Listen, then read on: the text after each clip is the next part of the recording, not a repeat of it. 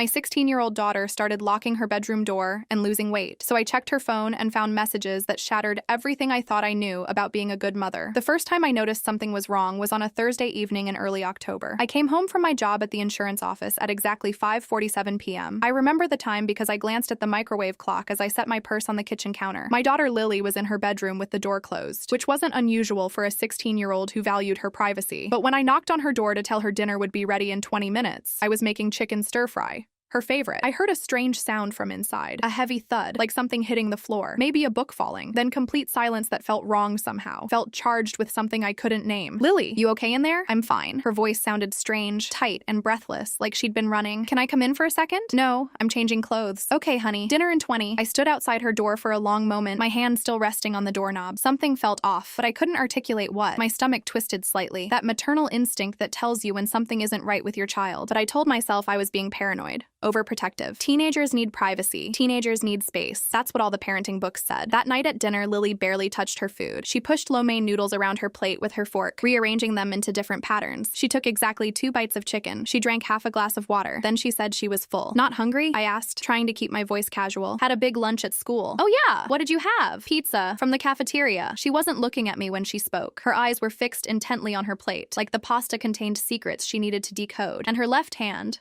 resting on the table beside her fork, was trembling slightly. Just a small tremor, barely noticeable, but I noticed everything about my daughter. My husband David didn't seem to register any of it. He was scrolling through his phone with one hand while eating with the other, physically present, but mentally elsewhere. He worked 10-hour days as an electrician and came home exhausted, wanting nothing more than food and television. I couldn't really blame him for checking out during dinner. This was his decompression time. How was school today? I tried again with Lily. Fine. Any tests? No. How's Emma? I haven't seen her around lately. Something flickered across Lily's face. Pain. Maybe. Or anger. She's fine. Can I be excused? I have a lot of homework. You barely ate anything. I told you, I had a big lunch. She was already standing up, collecting her plate even though it was still 90% full. She scraped the contents into the garbage disposal, rinsed her plate, put it in the dishwasher. Every movement was quick and efficient, like she was trying to escape. Lily, wait. I really have a ton of homework, Mom. AP history test tomorrow. She disappeared upstairs before I could say anything else. I heard her bedroom door close. Then I heard the distinctive sound of the lock clicking into place. That sound bothered me more than I wanted to admit. Over the next 2 weeks, I started noticing more things. Small things at first, easy to dismiss individually, but collectively they formed a pattern that made my chest feel tight whenever I thought about it too long. Lily's bedroom door was locked constantly now. Not just closed for privacy. Locked. I could see the doorknob wouldn't turn when I tried it in the mornings after she left for school. I could hear the deadbolt sliding home whenever she went inside after school, after dinner, after using the bathroom. She started wearing completely different clothes. Her closet had always been full of fitted jeans, cute tops from Forever 21, dresses she'd wear to school dances. Now she lived in oversized hoodies 3 sizes too big for her frame, baggy sweatpants that hung loose around her waist. She wore these clothes even though it was still warm outside. Phoenix in October, still hitting 85 degrees most days. The breakfast situation got worse. Lily used to eat breakfast with me every morning before school. Scrambled eggs and toast, or cereal with fruit, or yogurt with granola. We'd sit together at the kitchen table and talk about her day ahead. That stopped completely. Now she'd come downstairs, grab her backpack, and head straight for the door. Lily, don't you want breakfast? Not hungry. I'll eat something at school. You should eat something now.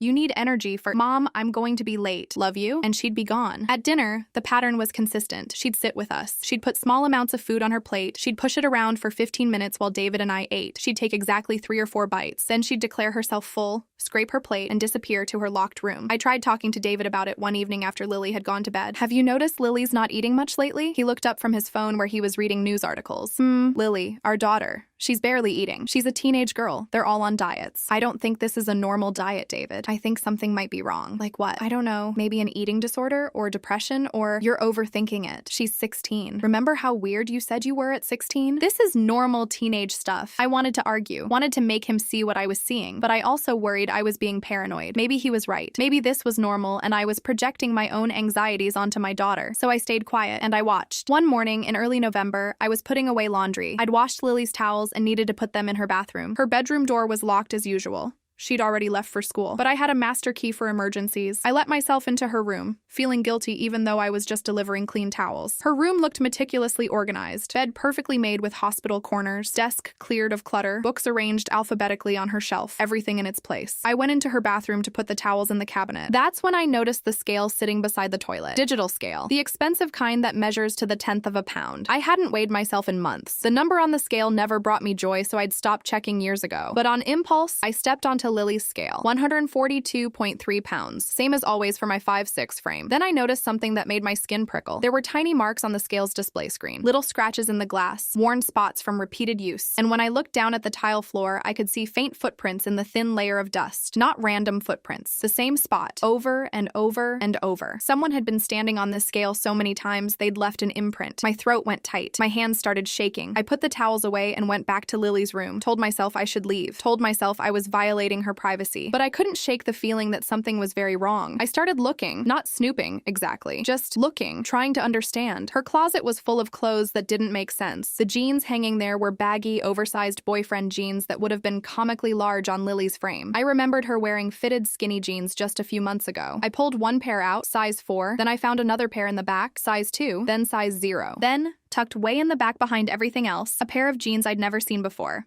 Size 00, with the tags still attached. Still waiting. Waiting for what? For her to lose more weight? To shrink until she could fit into jeans meant for someone half her size? My stomach dropped. I looked through her desk drawers with trembling hands. School papers, mostly. Essays about Hamlet and the French Revolution. Art supplies, colored pencils, sketchbooks, charcoal. Nothing unusual. Then I looked under her bed. Way in the back, pushed against the wall where you wouldn't see it unless you were specifically looking, I found a notebook. Purple, spiral bound, covered in stickers. I pulled it out and opened it. Numbers. Pages and pages of numbers. August 14th, 127 lbs. Starting weight. August 15th, 127 lbs. Didn't lose, need to try harder. August 16th, 126.5 lbs. August 17th, 126 lbs. August 18th, 125 lbs. Finally, the entries continued, day after day, week after week. Sometimes there were notes in the margins. October 3rd, 118 lbs. Ate too much at dinner. Mom suspicious October 5th, 117 lbs. Skipped breakfast and lunch. Only ate tiny dinner. October 8th, 116 lbs. Threw up after dinner. Felt guilty but needed to. October 12th, 114.5 lbs.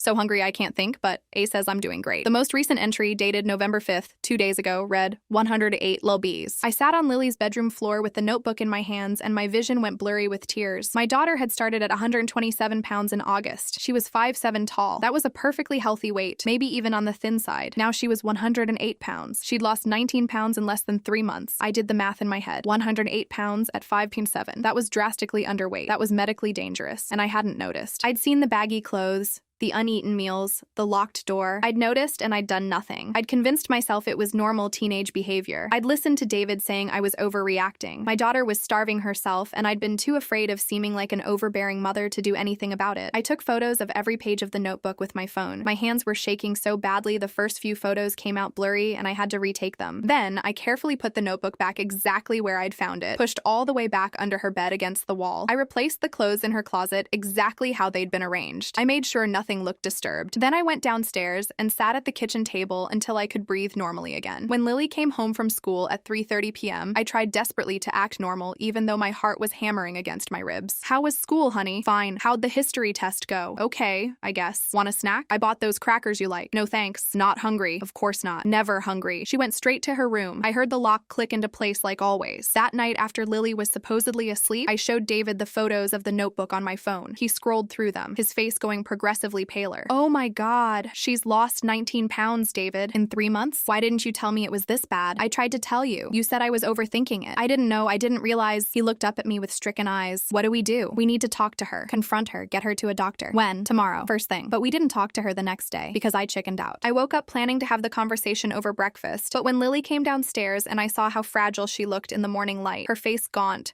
her eyes hollow, her collarbones jutting out sharply beneath her t-shirt, I couldn't find the words. Instead, I just said, "Have a good day at school, honey," and she left. I hated myself for it. The next week was a fog of anxiety. I watched Lily obsessively, noticed things I'd somehow missed before. She'd go to her room immediately after dinner, every single night, and I'd hear water running in her bathroom for long stretches. 20 minutes, 30 minutes, once 45 minutes straight. I stood outside her bathroom door listening, my ear pressed against the wood, my heart pounding. I could hear water running, then gagging sounds, retching, the toilet flushing, more water running, more gagging. She was throwing up on purpose, purging whatever tiny amount of food she'd forced herself to eat at dinner. I didn't confront her. I should have, but I didn't. I noticed her teeth looked different when she smiled, which was rare now. The edges looked slightly yellow, worn down. Her breath smelled sour sometimes in the mornings, an acidic smell that made my own stomach turn. I noticed her hands were always ice cold. Even in the house with the heat on, even wrapped in those oversized hoodies. Her hands were freezing when they accidentally brushed against mine. Her fingernails had a bluish tint. I noticed she was tired constantly. She'd come home from school and go straight to bed, sleep until dinner, force herself to eat a few bites, go back to bed. I was watching my daughter disappear right in front of me, and I still couldn't find the courage to stop it. Then on November 18th, a Tuesday, I came home early from work. My boss had let everyone leave at 3 p.m. because the office was having electrical work done and they needed the building empty. I walked into my house and immediately heard sounds coming from upstairs, from Lily's bathroom. Violent retching, gagging that sounded painful, the toilet flushing, then more retching. My whole body went cold. Ice water flooded my veins. I ran upstairs, taking the steps 2 at a time. Tried Lily's bedroom door. Locked, of course.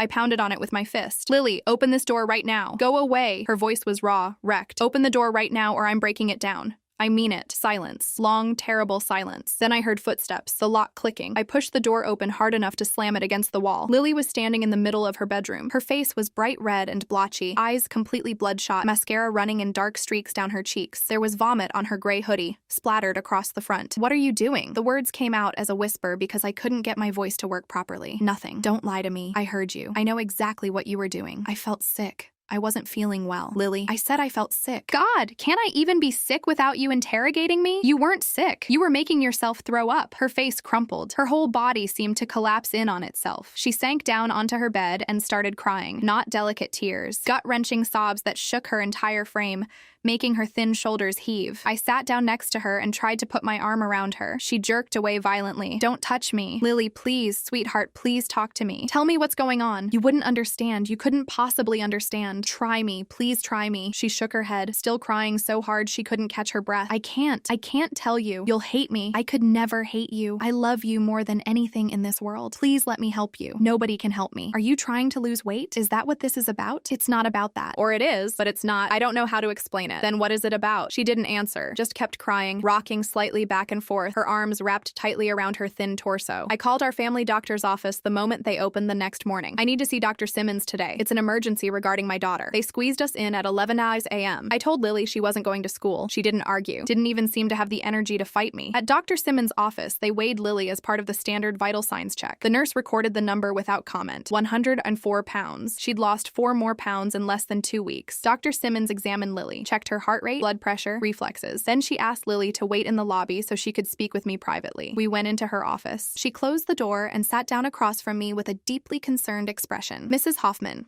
your daughter has an eating disorder. Based on what you've described and what I've observed, I diagnose this as anorexia nervosa, possibly with bulimic tendencies given the purging behavior. This is a very serious medical and psychiatric condition." "How serious?" My voice was shaking. "Her BMI is 16.3. Anything under 17.5 is considered severely underweight for her height and age. Her heart rate is 52 beats per minute, which is bradycardic, dangerously slow. Her blood pressure is 88/58, which is hypotensive. If she continues to lose weight, we'll need to consider hospitalization for medical stabilization." I felt like I couldn't breathe. "Will she be okay?" "With proper treatment, many patients with eating disorders recover, but this requires intensive specialized care. I'm referring you to the Adolescent Eating Disorder Center in Scottsdale. They have a residential treatment program specifically for teenagers. I'm marking this as urgent, which means they should see her within a few weeks." "Weeks? Can't we go today?" "They have a wait list, but I'll emphasize the urgency. In the meantime, I need you to monitor everything she eats. Keep a food diary. Make sure she's not purging after meals. She needs to see a therapist twice a week minimum. I'm also prescribing Prozac. It's sometimes helpful for the anxiety component of eating disorders." She gave me paperwork, phone numbers, resources. Everything felt like too much information coming too fast. The referral to the Eating Disorder Center went through, but the earliest appointment they could offer was December 9th, 3 weeks away. "She needs to be seen sooner than that," I said into the phone, my voice cracking. "We understand this is urgent, Mrs. Hoffman. We'll put her on the cancellation list. If anyone drops out of treatment, we'll call you immediately." 3 weeks. My daughter could be dead in 3 weeks at the rate she was deteriorating. I started monitoring her obsessively, preparing her meals, sitting with her while she ate, watching every bite, timing how long she spent in the bathroom afterward, standing outside the door listening for any sounds of purging. Lily hated it. "I'm not a child. I don't need you watching me every second. You're sick, honey. I need to help you get better." I'm not sick, but she was. Anyone could see it now. Her friends had stopped coming over weeks ago. I realized now that she'd probably pushed them all away. Her teachers had started sending concerns concerned emails about her falling grades, her lack of participation, her frequent absences from class claiming illness. She'd stopped doing her homework entirely, would come home and go straight to bed, sleep through dinner, force herself to eat the few bites I insisted on, go back to bed. I signed her up for therapy with Dr. Michelle Park, a psychologist who specialized in adolescent eating disorders. Lily went to her first appointment and sat in complete silence for the entire 50-minute session, arms crossed, staring at the wall, not speaking. Your daughter is not ready to engage in treatment yet, Dr. Park told me gently afterward. She's in denial about the severity of her condition. This is very common in eating disorder patients. We'll keep trying, but it may take time before she's willing to participate. Time. Everyone kept talking about time, but time was the one thing we didn't have. David tried to be supportive, but he was clearly out of his depth. What can I do? He kept asking. I don't know. Just be here. Be present, but even that felt like too much to ask. By early December, Lily was barely functioning. She'd stay home from school 2 or 3 days a week, claiming she was too tired or felt dizzy. On the days she did go, I'd get calls from the school nurse saying Lily had almost fainted in class. Her friends had completely abandoned her. I tried calling Emma's mother to find out what had happened between the girls. I'm sorry, Mrs. Hoffman, but Emma doesn't want to be friends with Lily anymore. Lily said some really hurtful things to her, and Emma's been seeing a therapist about it. We think it's best if they stay apart for now. What had Lily said? What had happened between them? I tried asking Lily about it one evening. Honey, Emma's mom said you and Emma had a falling out. Do you want to talk about it? There's nothing to talk about. She doesn't like me anymore. Nobody likes me. Lily, that's not true. People love you. You don't know anything about my life. You have no idea what it's like at school. Then tell me. Help me understand. Why? So you can fix it? You can't fix this, Mom. You can't fix me. You're not broken, sweetheart. Yes, I am. I'm disgusting and fat and worthless, and everyone knows it. Stop. Please stop saying those things. But she wouldn't stop. The negative self-talk poured out of her constantly. She'd look in the mirror and say, I'm so fat. Look at my disgusting thighs. My arms are huge. My stomach is enormous. I'd look at her skeletal frame, her protruding bones, her sunken eyes, and I couldn't comprehend how she could see herself that way. One night, I heard her crying in her room again, deep, painful sobs that went on for hours. I sat outside her locked door listening, my back against the wall, crying along with her because I didn't know what else to do. The next day, I made a decision that felt like a massive violation, but also completely necessary. I was going to check Lily's phone. I knew her passcode. I'd helped her set up the phone 2 years ago, and she'd chosen her birthday as the code,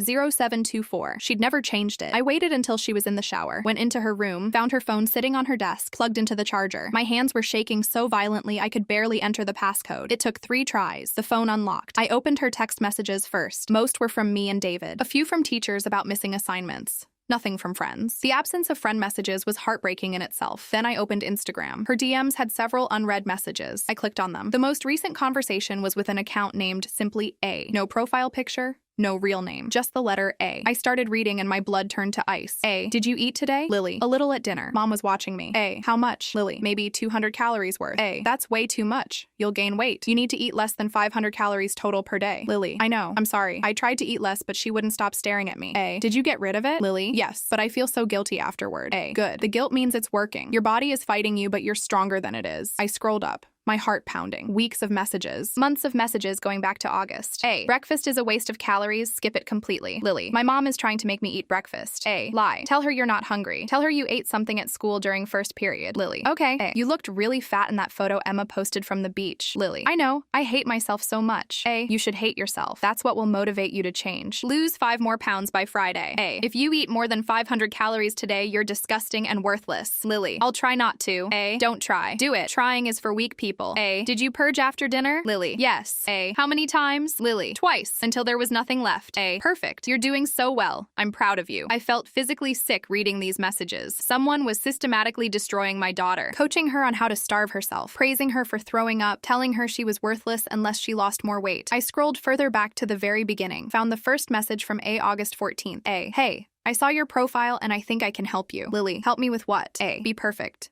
Be beautiful. Be in control of your life. Lily. How? A. Just do exactly what I tell you. Trust me. I've been where you are and I know the way out. And Lily had trusted her. Trusted this anonymous stranger on the internet who pretended to be helping while actively encouraging her to slowly kill herself. I kept scrolling through the Instagram messages, taking screenshots of everything. Pages and pages of conversations where this person systematically broke down my daughter's self-esteem, established complete control over her eating habits, praised her for self-destructive behavior, and punished her with cruel words whenever she deviated from the plan. Then I looked at the profile. Always thin, always perfect. The account had 0 posts, 0 followers, only following one person, my daughter, a burner account created specifically to target vulnerable girls. I searched through the entire Instagram app looking for more information about who A might be. Found nothing, no real name, no location data, no photos, just an anonymous predator hiding behind a letter. I heard the shower turn off. Lily would be coming out soon. I quickly screenshot every single conversation, every message, every manipulative, poisonous word this person had sent my daughter. Then I put the phone back on the charger exactly where I'd found it. Went downstairs, sat at the kitchen table, tried to process what I'd just discovered. Someone had been coaching my 16-year-old daughter on how to develop an eating disorder, telling her exactly what to do, when to skip meals, how many calories were too many, when to purge, how to hide it from her parents. This wasn't just my daughter making bad choices. This was predatory behavior. This was abuse. When Lily came downstairs after her shower, I tried desperately to act normal even though my hands were still shaking. Feeling better? I asked. Yeah. Want some tea? No thanks. She started heading back to her room. Lily, wait, can we talk for a minute? About what? About how you're doing. How you're really doing. I'm fine, Mom. Are you? Because I'm worried about you, sweetheart. Something flickered across her face. Fear, maybe. Or pain. I said I'm fine. Stop asking me. She left before I could say anything else. That night, I showed David all the screenshots on my phone. We sat on our bed scrolling through messages, and I watched my husband's face go from confused to horrified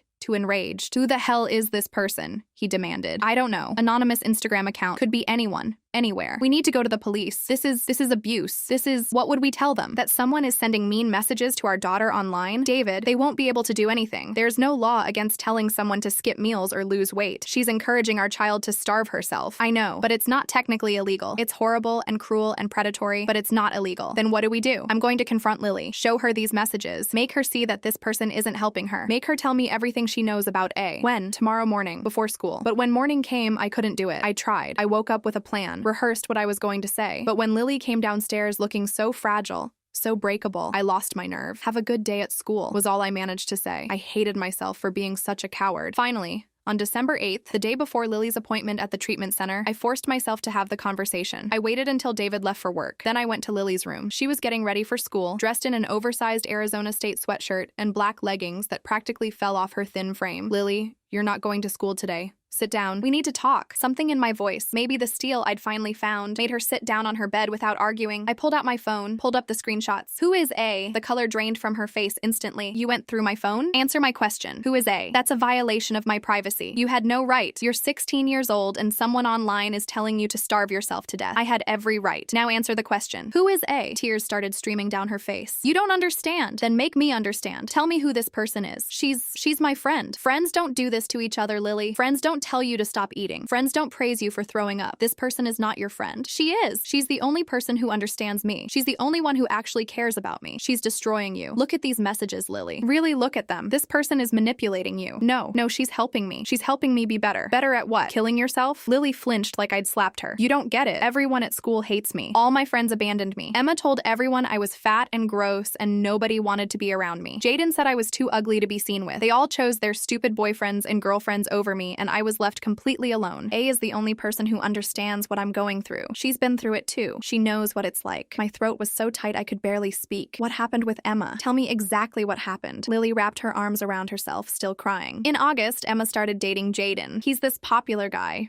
really good looking, on the basketball team. And one day I heard him tell Emma that I was too fat to hang out with them. He said I was bringing down her social status by association. And Emma, she agreed with him. She said I needed to lose weight if I wanted to keep being friends with her. Oh, honey. So I started trying to lose weight, just a normal diet at first. But then all my other friends started acting the same way, making comments about what I ate, about how I looked, comparing me to other girls who were skinnier. And I tried so hard to lose weight the right way, but nothing was working fast enough. That's when A found me. How did A find you? She messaged me on Instagram in mid-August, said she'd been watching my profile and noticed I seemed unhappy, said she could help me be perfect and beautiful and in control. And I was so desperate and lonely that I believed her. Do you know who she really is? Do you know her real name? She told me her name is Alexis. She's 17, lives in California. She said she used to have an eating disorder, but she recovered and now she helps other girls like me. Lily, she hasn't recovered. She's sick and she's trying to make you sick too. She helps me. She gives me meal plans and tells me when I'm doing well and motivates me when I want to give up. She tells you you're disgusting if you eat more than 500 calories. praise. She praises you for vomiting. That's not help, sweetheart. That's abuse. Lily was sobbing now, her whole body shaking. You're going to take away my phone. You're going to make me stop talking to her. She's all I have left. She's killing you. I don't care. The words exploded out of her. I don't care if I die. At least then I'll finally be thin enough. At least then people will finally like me. At least then I'll be perfect. The words hung in the air between us. My daughter, my beautiful, brilliant, precious daughter, didn't care if she died. I felt like someone had reached into my chest and crushed my heart with their bare hands. I pulled Lily into my arms even though she tried to resist, held her while she cried and screamed and beat her fists against my shoulders, held her until she was too exhausted to fight anymore. Then I took her phone, deleted the Instagram app, blocked the account on every platform I could find, changed all her passwords, removed her access to social media completely. Lily screamed at me, called me controlling and invasive and horrible, said I was ruining her life, said she hated me. I let her scream, because angry was better than dead. Then I called the Eating Disorder Center. We can't wait until tomorrow. We need emergency admission. Right now. Today. Let me check. We do have one spot available. Can you bring her in this afternoon? Yes. Absolutely yes. I drove Lily to the treatment center that afternoon. She didn't speak to me the entire 40-minute drive to Scottsdale, just stared out the window with tears running down her face. The center was in a converted mansion, sprawling and Spanish style, surrounded by desert landscaping. It looked more like a resort than a hospital. Lily was so weak by that point that I had to physically help her out of the car. She could barely walk without support. Her legs were shaking. Her breathing was shallow. At intake, they took her vitals. Weight, 99 pounds. Heart rate, 47 beats per minute. Blood pressure, 84/52. The intake counselor, Dr. Helen Reeves, was a kind-faced woman in her 50s. She took me aside while nurses got Lily settled. Mrs. Hoffman, I need to be very honest with you. Your daughter's vital signs are critically low. Her heart rate of 47 is concerning. Normal for her age is 60/100. Her blood pressure indicates she's severely dehydrated. Her BMI of 15.5 is in the life-threatening range. My legs felt weak. Is she going to be okay? We're admitting her to our medical stabilization unit immediately. She'll need to be monitored 24/7 until her vitals improve. Then we can transition her to our residential treatment program for the psychological work. But Mrs. Hoffman, she paused, choosing her words carefully. If you'd waited another week to bring her here, we'd probably be having this conversation in a hospital ICU. You got her here just in time. Just in time. The words echoed in my head. Just in time before what? Before her heart stopped? Before her organs shut down? Before I had to bury my 16-year-old daughter? I visited Lily every day during the designated family visiting hours. For the first week, she refused to even look at me, wouldn't speak, just stared at the wall with hollow eyes. The second week, she started giving me one-word answers. How are you feeling? Tired. Are you eating? Yeah. Have you made any friends here? No. The third week, something shifted. She actually looked at me when I came in, made eye contact. Hi, Mom. Those two words made me want to cry with relief. Hi, sweetheart. How are you doing? Better, I think. Dr. Reeves has been helping me understand some things. What kind of things? About why I was so vulnerable to someone like A. The therapist here calls people like her pro-ana coaches. They pretend they're helping people with eating disorders, but they're actually making them worse, teaching them how to hide it better, how to lose weight faster, how to destroy themselves more efficiently. Did they find out who A really is? Lily shook her head. The account got deleted. They tried to trace it, but it's gone. Dr. Reeves says it doesn't matter because there are hundreds of accounts just like it. People who create these fake profiles specifically to find vulnerable girls and manipulate them into eating disorders. Why would someone do that? Dr. Reeves thinks it's because they're sick, too. People with active eating disorders sometimes try to pull others down with them. It makes them feel less alone, or more in control, or validates their own disorder. How do you feel about A now? Lily was quiet for a long moment. I'm angry. Really angry. I thought she was my friend, and she was just using me, making me sicker. I could have died. You're safe now. I know, but Mom, she looked at me with eyes that suddenly seemed much older than 16. I came so close. My heart almost stopped twice in the first 3 days I was here. The nurses had to hook me up to all these monitors, and I heard them talking about transferring me to the ICU if I got any worse. I almost died, and part of me didn't even care. I couldn't speak, just reached out and took her hand. She stayed in treatment for 63 days total. Slowly, painfully, they helped her gain weight back. Not too fast.